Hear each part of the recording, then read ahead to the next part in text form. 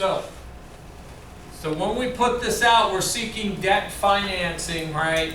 All of the things that we've been learning to do in this class, and we're going to spend the next class period spending a lot of time on, right? The key loan terms that are being requested. So you have to walk the bank through, hey, this is how long I need the loan for, this is the interest rate that I need it for, this is how much money my cash flow will support me being able to borrow.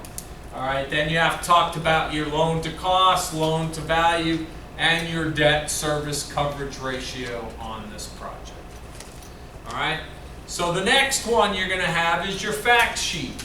Okay, so we said the first one was like your cover letter. How many of you have had to write elevator speeches for your classes? Anybody done those? No? No, it is. Okay. I used to require that every semester, then everybody else started doing it and I stopped, so maybe we should go back to that, right? You know, you get the idea of an elevator speech, right? You get in an elevator and you have 30 seconds with somebody, and you go to a Dallas Mavericks game and you get on the elevator with Mark Cuban and you want to present it and you say, all right, tell me about your idea, you got 30 seconds. What are you going to tell them about yourself in 30 seconds, right? That's what you're doing. This isn't 30 seconds, that's not my point, okay? But do a one-page description of the key components of the project. So the reason you have to do this is you meet Mark Cuban, you go to a dinner party, you go to a fundraiser and you bump into somebody who says, oh really, tell me about your idea. You want to be able to very succinctly outline everything that there is about your project that you want them to know, right? So they could quickly get some answers about the project and maybe they'll say, all right, let me see the rest of the proposal, okay? So that's your goal with the fact sheet, okay? So here's a sample fact sheet for a hotel in Charleston, right? So you want to know certain pieces of information if you're going to invest in a project, all right? So this one talks about being located in downtown Charleston on the peninsula 1 mile northwest of the city's historical district. So for somebody that knows a little bit about Charleston, that's going to give them a visual picture roughly of where this hotel is, okay? The hotel, Ethan, can you pull that door, please? All right? Has a good location overlooking the river, so now you know you've got some riverfront views that you'll be able to sell. It's near the city's minor league ballpark, which means 70 nights a year. You're going to have ball games. Maybe you could sell additional rooms because of that. Also mentions the Citadel is a mile away, right? Anybody that knows anything about the Citadel, there's a lot of cadet events. So you might have reasons for family to come and you might be able to sell rooms because of that, okay? It's located on Highway 17, which is, most of us know, the major route in and out of Charleston, okay? So now you've given somebody a very short picture, in a very short period of time, a reasonable picture of what it is that you're talking about doing. So now you talk about the year opened, if it's renovated, you'd want to include that, how many guest rooms, and then a description of the facility, right? 14-story guest room, what kind of meeting rooms, food and beverage, and any additional amenities that it's got there. And then how big is it? In this case, it's just over 7 acres, okay? So a fact sheet will give them a quick summary of what the project is that you're talking about doing. All right, does that make sense? All right, so the next part of this is the business plan, okay? What is the project all about? Why are you going to be there? How are you going to make money, right? That's the part of the business plan we're talking about, right? What are you going to do that's going to make your restaurant or your hotel successful in the marketplace that you're going to compete in, okay? Easier said than done, right? You can write a business plan and the operational part is a little bit harder, but this is an important step in that process, okay? So, the other thing we have to do is we have to have a source and use of funds statement. So we're going to raise money for this project, right? We're going to borrow money.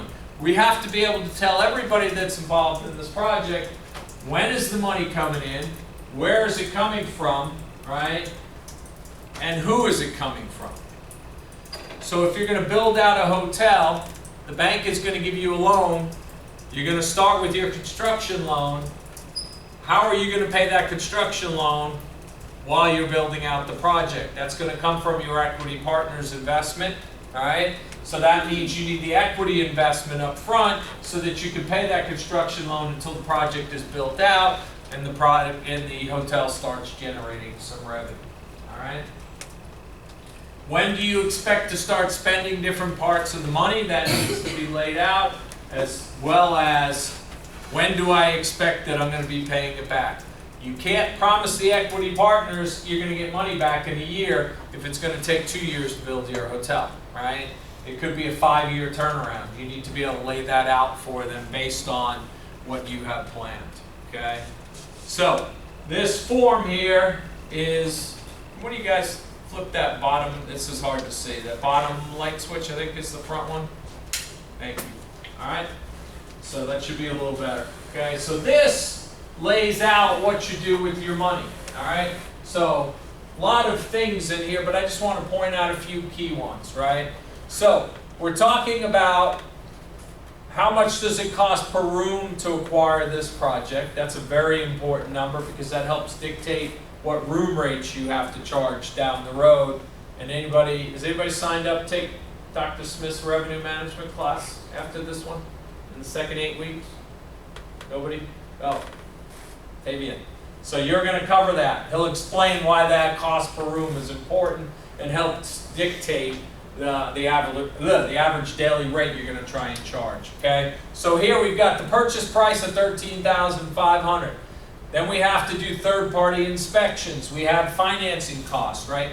Points, we're going to talk about those in the next chapter, 1.25%, right? So $120,500 for that. Legal, closing, operating funds, franchise fees, the list goes on, right? And you might have some renovation costs. Now your $13,500 purchase now is going to cost you $14,825. That is a very normal transition when you're buying a property for this. You need to figure, it might be 10% more, maybe 15% more than the purchase price by the time I'm done.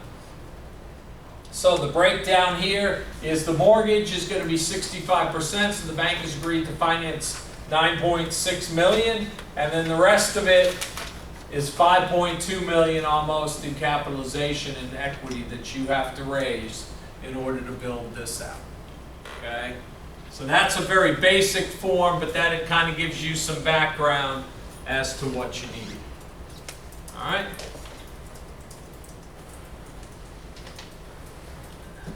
Now this one, I'm going to veer off just a little bit. Okay?